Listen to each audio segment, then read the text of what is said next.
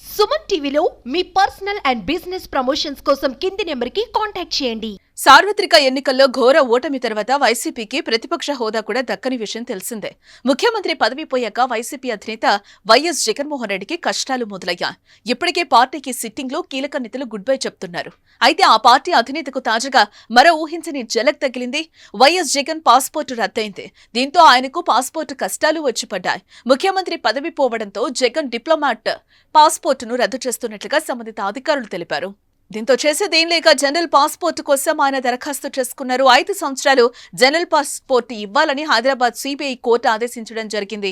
ఏ వ్యవహారంపై విజయవాడ ప్రజాప్రతినిధుల కోర్టులో మాజీ సీఎం పిటిషన్ దాఖలు చేశారు. అయితే దీనిపై విచారించిన కోర్టు కేవలం 1 సంవత్సరానికి పాస్పోర్ట్ ఇవ్వాలని ఆదేశించింది. అయితే తనకు 5 సంవత్సరాలకు పాస్పోర్ట్ ఇవ్వాలని హైకోర్టులో వైఎస్ జగన్ ఇవాళ లంచ్ మోషన్ పిటిషన్ దాఖలు చేయడం జరిగింది. ఈ పిటిషన్ పై విచారణ సోమవారానికి రాష్ట్ర అత్యున్నత న్యాయస్థానం వాయిదా వేసింది. దీంతో లండన్ ప్రయాణంను వైఎస్ జగన్ వాయిదా వేసుకున్నారు.